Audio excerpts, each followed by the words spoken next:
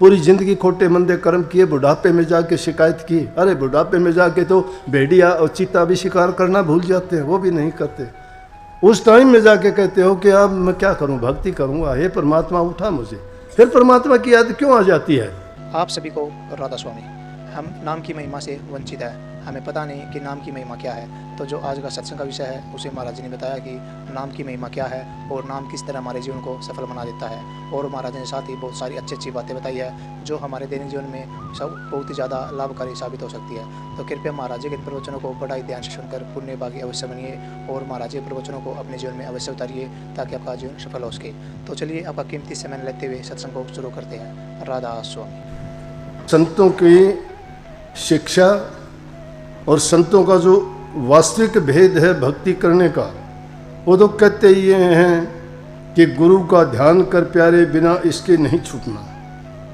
जो वाइब्रेशन, जो हमें एनर्जी जिंदा गुरु से मिलती है, वो एक अलग ही प्रकार की अनुभूति होती है। जो आनंद आमने सामने बैठ के हमें प्राप्त होता है, वो ना मूर्ति कर सकती है, ना यादगार कर सकती है। इसलिए कोशिश तो हमारी ये होती है कि हम सब के पास पहुंचने का प्रयास करें, लेकिन दूर दूर के आश्रम होते हैं, शरीर है, भागम भाग की तो कब तक भागेगा इंसान।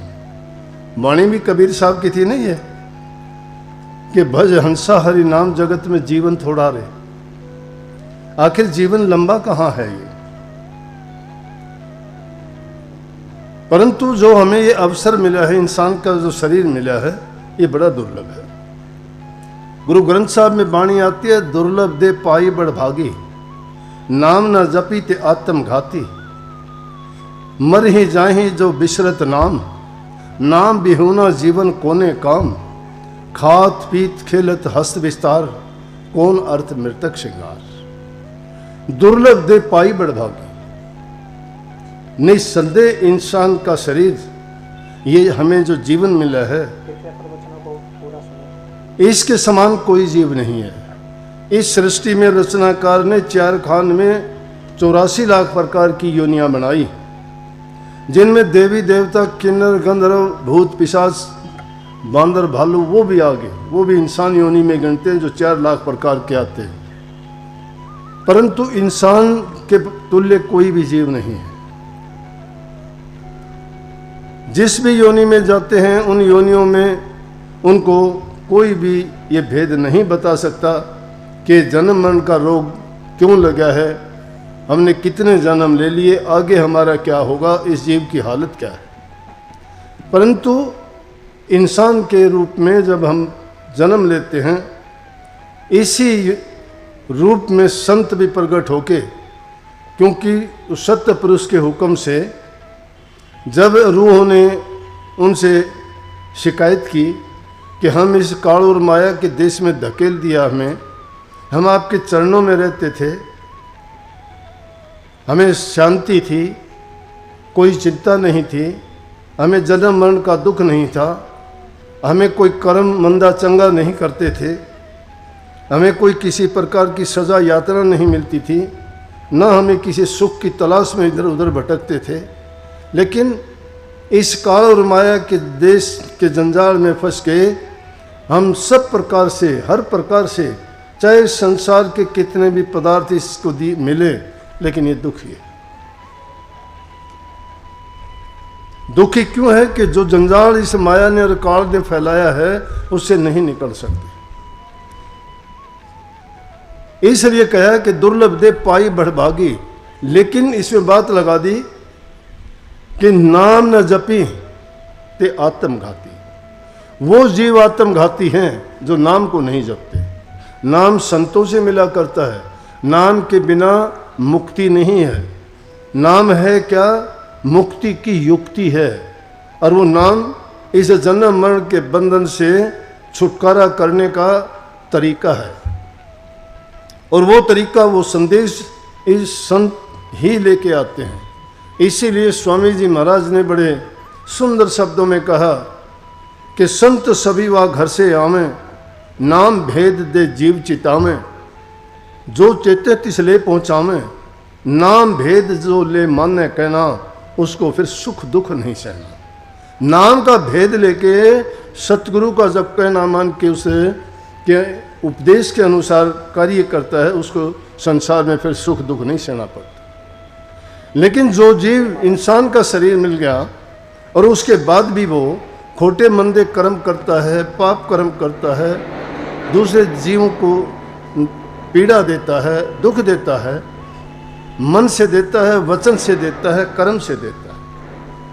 3 प्रकार से ये काम करता है। जबान से किसी को मंदा चंगा बोलते हो, किसी के लिए शरीर से अपने कर्मेंद्रियों के द्वारा किसी का अहित कर देते हो,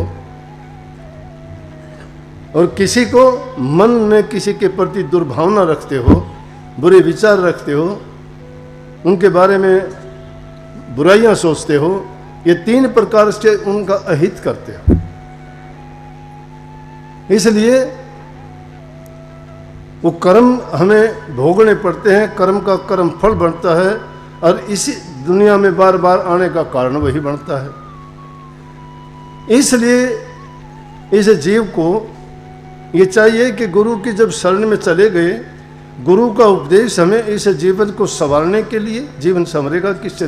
उसी मंत्र से संवरेगा।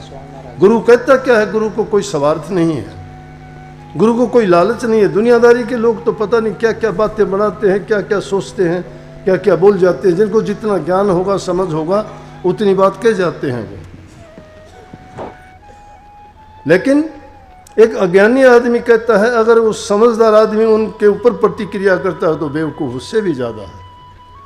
जिसने इस राज को समझ लिया, जान लिया, फिर वो किससे शिकायत करता है? क्यों शिकायत करता है? तुम अपना काम करने के लिए आए हो तो अपना काम करो, वो काम उन पर छोड़िए जो जैसा सोचते हैं, करते हैं, उनके मन की भावनाएं हैं वो। तो इसलिए कहते हैं हमारा मुख्य काम होना चाहिए उस नाम की कमाई करना, भक्ति करना। और गुरु का कोई स्वार्थ नहीं है हमसे। गुरु तो हमारे कल्याण के लिए, हमारे हित के लिए, हमारे सुख के लिए। हम सुख भी तो क्या सुख ढूंढते हैं, दुनियादारी के पदार्थों के सुखों को सुख मानते हैं।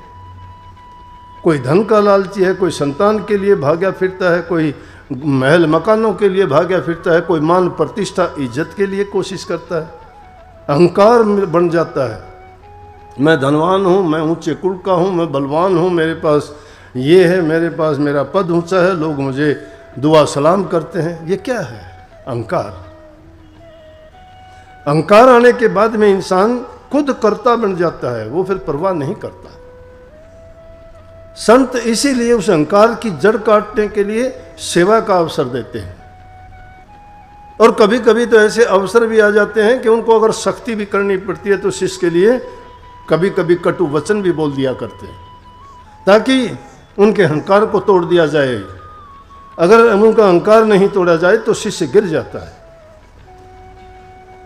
उनके अहंकार को तोड़ने के लिए कभी कभी वचन कड़वा बोलना पड़ता है, कभी कभी उनको सिखाने के लिए उनके साथ बड़ी सख्ताई से पेश आना पड़ता है। कभी भी वो बिगड़ने नहीं देते, उनके विचारों में कभी बुराई नहीं आने देते, क्योंकि इंसान में बुराई तो भरी पड़ी है, पहले से ही भरी पड़ी है। जिसने संसार रचा है उसने पहले ही इनकी जो नकारात्मक शक्तियां हैं, नेगेटिव पावर्स को एक्टिवेट करके भेजा है।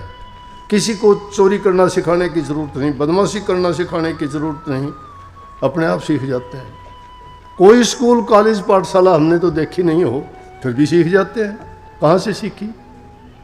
इसका मतलब नेगेटिव पावर्स वो पहले से ही एक्टिवेटेड है, लेकिन पॉजिटिव पावर्स वो संत भेद देते हैं, वो नाम से जगाई जाती है। बाकी तो इंसान का क्या है? सुंदर कपड़े पहनना, शरीर की लीपा पोती करना। ये नहीं कहता कि इसको कभी सफाई ना करो, खूब स्नान करो, अच्छे से करो, अच्छे कपड़े पहनो। लेकिन ये मुर्दे जैसा श्रृंगार है शरीर का श्रृंगार तो।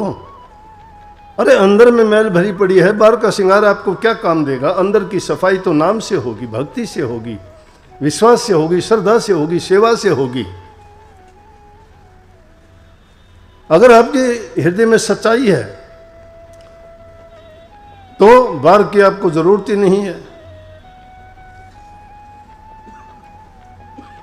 दो कबीर साहब की वाणी में एक जगह आता भी है, एक मनमुख एक गुरु सेवक से पूछता है कि दुनियादारी में देखते हैं औरों के ये हाल नहीं है, आपका बड़ा चेहरे पे खुशियां झलकती हैं, आप बड़े निर्भय नजर आते हो, निश्चिंत हो, कोई परवाह नहीं, आपको क्या बात है, आप सुखी हो। संत महात्माओं को देखते हैं कुछ नहीं, फटे हाल है, ना उनकी जायदाद है, ना कोई घर है, ना कोई उनको परिवार है, लेकिन मस्त है। क्यों है? किस चीज से मस्ती है? कहाँ से मस्ती? नाम में, संतोष में, हृदय में उनके प्रेम है, प्रभु भक्ति का ये गुण है। बल्कि उस वाणी में तो है, दूसरे रूप में कहा कि और सखी सब दो बड़ी, तू भी रिहन क्यों लाल। वो कहता है अविनाशी की शेष पे मौजा भई है यार। अविनाशी, अविनाशी प्रभु के बारे में कहा, उसका विनाश नहीं होता, वो सदा है, अटल है, अजर है, अमर है, अविनाशी है वो, कि उसकी सेज पर मौज हैं, मस्ती हैं, खुशियां हैं। हम क्यों होंगे? हम दुबड़ी क्यों होंगे? दुबड़े तो वो होंगे जिनको संसार के पदार्थों की लत लगी हुई है, ये रोग है, ये बीमारी है। ये बीमारी भी कैसी बीमारी है और निकलती नहीं है। वो बुराइयां जब तक हम त्यागते नहीं है, खुशी के बारे में हम ज्ञान ही नहीं है, पता ही नहीं क्या खुशी है भक्ति की।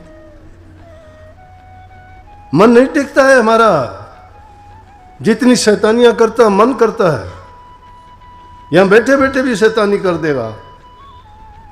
सत्संग सुनने के लिए आए हो, लेकिन वहां कोई एक बच्चा भी घूमता दिख जाए, नजर वहां चली जाएगी, सत्संग से दूर हो जाओगे, क्योंकि मन नहीं है, मन टिका हुआ नहीं है।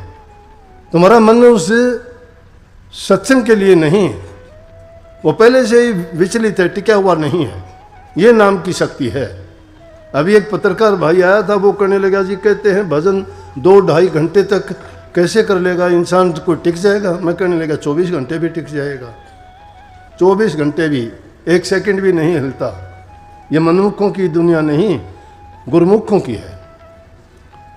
भक्ति करने वाले गुरमुख होते हैं, जिनकी वृत्ति हमेशा जब लग जाती है तो दुनियादारी के काम करते रहो, वृत्ति उनकी नहीं हटती। वृत्ति संसारियों की हटती है, उनको यहां बैठे बैठे भी यूं ढूंढते रहेंगे, क्या देखूं मैं, सत्संग से कोई सरोकार नहीं, क्योंकि मन नहीं टिका हुआ, उनको आनंद रस नहीं आता सत्संग में। और जिसको आनंद रस आता है, कईयों के तो आंसू टपकने शुरू हो जाते हैं, कई टकटकी लगा के देखते रहते हैं, कई अपने कानों को खोल के आश्चर्य अचरज करते हैं, और कई अपने आप को कोसते भी हैं कि देखो जो काम हमें करना चाहिए वो नहीं करते। उन बातों को अपने मन के, अपने विचारों और ख्यालात से तुलना करके सोचते हैं बैठे बैठे। इंसान का मन गिराता है, मन चोर है, मन ठग है, मन लुटेरा है, मन राजा है, मन बादशाह है, मन गुरु है, मन सेवक है, मन ही मीठा है, मन ही कड़वा है, मन ही शत्रु है, मन ही तुम्हारा रक्षक है, मन ही तुम्हारा भक्षक है। दोष सारे मन में है, मन तुम्हारे अंदर में है, यही तुम्हें विचलित करता है, नहीं टिकने देता। नाम कहां से लोगे? एक कीड़ी मिस्री के पहाड़ पे रहती थी, बड़ी मोटी ताजा मिश्री खाती आराम से। दूसरी कीड़ी मिली, उसको देख के कहने लगी, बहन तू बड़ी मोटी तकड़ी है, क्या खाती है, कहाँ रहती है? बोली कि मैं तो मिश्री के पहाड़ पे रहती हूँ। बोले मिश्री कैसी होती है? बोला बहुत मीठी होती है। बोले अच्छा, तो मैं भी आके एक दिन देखूंगी। बोले हाँ आओ। उसने निमंत्रण दिया। वो मिश्री रहती थी नमक के पहाड़ पे, नमक खाती थी, नमक खा खा के गड़ी पड़ी, वो बिल्कुल कमज़ोर। वो गई मिश्री के पहाड़ पे, तो मैं मान जाता है तो उसको अच्छे से परोसते हैं। उस कीड़ी ने, बेचारी ने, उसको मिश्री अच्छी से अच्छी ढूंढ के ले आई पहाड़ में से, उसके सामने रखी कि ये खाएगी, मेहमानबाजी की उसकी। लेकिन उसने जब मिश्री खाई तो बोली, बोल कैसे लगी? ओठ निकाल दिए। बोली क्या लगी? कड़वी पड़ी है ये तो। वो हैरान होगी कि सारी जिंदगी मैं तो इसके लिए तो बहुत अच्छे से अच्छे ले आई, उसको इसने तो एक सेकंड नहीं लगाई, उसको बिसरा दिया, कहने लगी अच्छी नहीं है। उसने सोच लिया इसके अंदर कमी है कोई ना कोई। बोली एक दिन मैं तेरे पास चलूँगी। जाके देखा, तू कहाँ रहती है? जाके देखा तो उसने भी उसको परोसा, तो उसने मुंह में लियो, कड़वा एकदम, नमक सारा। बोले मैं तो ये खाना खाती हूँ। बोली तेरा मुंह फाड़। उसका मुंह खुलवा के और देखा तो उसमें नमक की डली थी। बोला कि ये कारण था तेरा जो तुझे मिश्री मीठी नहीं लगने देती थी, दोबारा खा तू। उन्हें दोबारा उसको मिश्री खिलाई, मुंह वाली निकलवाई तो उसको मिश्री बहुत अच्छी लगी। बोली कि वाकई में तू तो ये खाती थी इसीलिए तो मोटी ताजा है। बोला कि मुझे पहले कड़वी क्यों लगी? बोला तेरे मुंह के अंदर नमक की डली थी, क्योंकि तू वो खाती है, तेरे मुंह के अंदर वही भरी पड़ी थी। इसी प्रकार से हमारे दिलों में भी बुराइयों की डली दबी पड़ी है। ये भक्ति के जो आनंद है वो हमें अच्छे नहीं लगते। भक्ति का आनंद तो जब आएगा जब हमारा मन पवित्र हो जाएगा, शुद्ध हो जाएगा, बुरे विचार निकल जाएंगे। जो विकार हमारे अंदर भरे पड़े हैं, बुरी आदतें हमारी हैं, निंदा की, चुगली की, बुराई की, सोचते रहते हैं कुछ का कुछ दूसरे के बारे में। अरे अपनी चिंता नहीं करते, कहते तुझे पराई क्या पड़ी, तू अपनी आप न मेर। दूसरों की चिंता करते जीवन बिता देते हैं, जो काम करना चाहिए था वो नहीं करते। इसीलिए कही कि इन चीज़ों को एक तरफ करके उसे नाम की कमाई किया करो। नाम में वो शक्ति है जो किसी चीज़ में नहीं है। हम छोटी छोटी बात के लिए कभी पंडितों को, कभी ज्योतिषियों के पास, कभी गुरुओं के पास, कहीं साधुओं के पास, कभी मूर्तियों के आगे मत्थे रगड़ते हो, कई तीर्थों पे जाके मन्नत मांगते हो। अरे मांगते क्यों नहीं? तुम्हारे अंदर में बैठा हुआ है वो शक्ति आपके पास है। तुम्हें बहकाने वाले लोग बहका देते हैं, लेकिन जो सच्ची बताता है उस बात के पास भी नहीं जाते। तुम अपने अंदर में प्रवेश करके अपने मन को साफ और पवित्र करके क्यों नहीं मांगते हैं? तुम्हारे अंदर में है, उसको खोजने है। तेरा तुझ माई देख ले पर्दे है प्रगट बोले। पर्दे के अंदर है, वो छिपा हुआ है, लेकिन उसको खोजने का प्रयास नहीं करते। जिस प्रकार से कस्तूरी मृग के नाभि में कस्तूरी होती है और जब वो पकती है, फैलती है तो खुशबू आती है। मृग सोचता है कि खुशबू कहीं बाहर से आती है, उस खुशबू के लिए भागता फिरता है, झाड़ियों में सिर मारता है, ना भूख ना प्यास ढूंढता है, क्योंकि उसमें बड़ा आनंद आता है। उसकी खुशबू इतनी मिट्टी और अच्छी है, लेकिन वो खुशबू कहाँ है? उसके पास है, उसकी नाभि में ही पकी हुई है। वो ढूंढता है वो कहीं, अब कहाँ ढूंढे उसको? वस्तु कहीं ढूंढे, कहीं किस भी दावा हाथ। कहें कबीर तब पाई यार भेदी लीजिए साथ। जो वस्तु कहीं और कहीं है, ढूंढने का प्रयास कहीं और करते हो। कबीर साहब कहते हैं कि अगर उसको पाना चाहते हो तो भेदी को साथ लीजिए। इसीलिए गुरु भक्ति को दौड़ाओ, गुरु की आज्ञा में चलो, गुरु के वचन की पालना करो। गुरु क्या कहता है? गुरु कहता है कि तुम जो जो नाम की कमाई करते चले जाओगे, तुम्हारे जन्म जन्मांतर के कर्म की गठड़ी जो लेके आए हो इस मन दुर्लभ देह में, उनको सबसे पहले उन पाप कर्मों की गठड़ी को दूर फेंक दो। तुम्हें जगत नहीं लगेगी, जगत तो उनको देनी पड़ती है जो गठड़ी सिर पे लेके चलते हैं। सामान भर रखा है उन्होंने, तो जगत तो देनी पड़ेगी उसकी। जिन्होंने उस गठड़ी को उठा के और साथ ले जा रहे हैं तो उनको कहाँ जाने देंगे? रोक लेंगे रास्ते में ही। काल, माया और यम की तीन चौकियां ऐसी हैं जीव को नहीं आगे बढ़ने देती। लेकिन जो नाम के रसिया हैं, जो नाम की कमाई करने वाले हैं, हिम्मत नहीं किसी को उनको छू भी दें। नाम में बहुत शक्ति है, आजमा के देखा करो। नाम का सुमरण भी अगर तुम कर लोगे तो तुम्हें पता लग जाएगा कि नाम का महत्व क्या है। छोटी छोटी बातों के लिए तुम दूसरों के पास भागते हो, पाखंडों में पड़ जाते हो, आके कहते हो कि किसी ने कुछ बता दिया, किसी ने कुछ बता दिया, और उसको तुम सत्य मानते हो। बताने वाला तुम्हारे अंदर में बैठा है, वो शक्ति तुम्हारे पास है। उस नाम की कमाई किया करो। तुम्हें लिख के दे रखा है, उसको भुनाओ। लाल आपके पल्ले में बंधा हुआ है, लेकिन उसका मूल्य नहीं जानते, नहीं समझते। राधा स्वामी जी,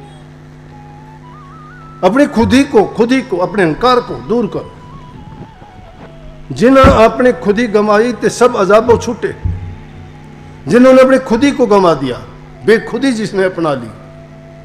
जिन्हें आपने खुद ही गंवाई ते सब अजाबों छूटे, ते ही जगात के ही लागे जेड़ा पंड सरूचा सुटे। खुद ही गंवाई ते सब कुछ पाई, इन खुद ही बहुत घर टूटे। ये खुद ही ने बहुत घरों को लूट लिया है अहंकार ने। इसको दूर हटाइए। अपने विचारों को शुद्ध और पवित्र बनाइए। ये चिंता ना करो कि हमें करना क्या। हम तो ये चिंता करके सोचते हैं कि शायद हम जो करते हैं वही सही है। नहीं, ये करने की आज़ादी है, बोलने की आज़ादी है, सोचने की आज़ादी है। तीन ही तरह से कर्म करते, तीनों चीज़ों की आज़ादी हमें मिली हुई है, कोई मना नहीं करता। कुछ भी करो आप अपने लिए करते हो, कुछ भी सोचो अपने लिए सोचते हो, और कुछ भी बोलो आज़ादी है, बोल सकते हो। बोलना, सोचना और करना तीन चीज हैं, लेकिन इन तीनों चीजों को अगर तुम सच्चाई के साथ अपना के चलो तो तुम्हारा जीवन अपने आप पवित्र हो जाएगा। इसलिए कहीं नाम ना जपिते आत्मघाती, ये नाम की कमाई आत्मघाती कैसे है? जो नाम की कमाई नहीं करते वो आत्मघात जैसा है। नाम की कमाई करोगे वही तुम्हारे काम आएगी, उसको दूसरा कोई ना बटा सकता है, ना ले सकता है, ना छीन सकता है। तुम्हारा अपना काम है। दूसरों के लिए तो जीवन हम सारा लगा देते हैं, खोटे मंदे कर्म भी करते हैं, पाप भी कर देते हैं। किस लिए? औरों के लिए। अपने लिए क्या किया हमने? अपने लिए वो कर्म है जो तुम नाम की कमाई करोगे, वो तुम्हारे काम आएगा और कोई चीज तुम्हारे। इसलिए कही कि खात पीत खेलत हस्त विस्तार, ये खाते पीते हो, सजते समरते हो, ये दुनियादारी के काम है, सब करते हैं। और कैसा है ये? जैसे मृतक का श्रृंगार है। जैसे मुर्दे को भी सजा के लेके जाते, उसको भी नया कफन देते हैं, लेकिन सारी जिंदगी चोरी करते करते, भ्रष्टाचार करते करते, लूट खसूट करते करते कितना क्या कुछ कर लिया, परंतु कोई हाथ आया क्या? पूरी जिंदगी खोटे मंदे कर्म किए, बुढ़ापे में जाके शिकायत की। अरे बुढ़ापे में जाके तो भेड़िया और चीता भी शिकार करना भूल जाते हैं, वो भी नहीं करते। उस टाइम में जाके कहते हो कि अब मैं क्या करूं, भक्ति करूंगा, हे परमात्मा उठा मुझे। फिर परमात्मा की याद क्यों आ जाती है? अगर वो पहले चेतते तो ये दिन नहीं देखना पड़ता, ये कष्ट और दुख नहीं उठाने पड़ते। लेकिन अफसोस कि इंसान नहीं सोचता, ये तो सोचता है कि जो कुछ है यही है, लेकिन ये एक रैन का सपना है, ये सिर्फ एक बार का दिखावा है, और ये सपना टूट जाता है जल्दी। जैसे रात को सोते हुए सपना आता है, सुबह को सपना गायब। सपने में बादशाह थे, सपने में कहीं दूसरे देशों की सैर कर रहे थे, सपने में पता नहीं क्या क्या आनंद मौज मस्ती कर रहे थे। सुबह उठे तो वहीं अपनी चारपाई पे पड़े थे, कुछ नहीं था। ये हमारा जीवन भी एक सपने की भांति है। इसीलिए वो अल्प आयु है इंसान की। जिनकी लंबी लंबी आयु थी उन्होंने भी कुछ नहीं किया। रावण जैसे कितनी उम्र जिए, क्या मिला? क्या मिला? अच्छे काम करके भी खोटे कर्म करके अपनी जब तक सृष्टि रहेगी तब तक उसका ढोल बजता रहेगा बुराई का, उसके पाप का। और जो भूखे थे, गरीब थे, जिसका कुछ नहीं था, जिन्होंने भक्ति के नाम की कमाई की, उनका नाम सदा के लिए अमर हो गया। जिनको अपनी जिंदगी में दो रोटी नसीब नहीं थी, परंतु इसे भक्ति के लिए इंसान को बहुत कुछ दांव पर लगाना पड़ता है। अगर सच्ची भक्ति करनी है तो विरह और प्रेम है। सच्ची प्रीत गुरु से होनी चाहिए, प्रतीत होना चाहिए, विश्वास होना चाहिए, दृढ़। ये परवाह ना करो कोई क्या कहता है। सत्संग को पूरा सुनने के लिए बहुत बहुत धन्यवाद।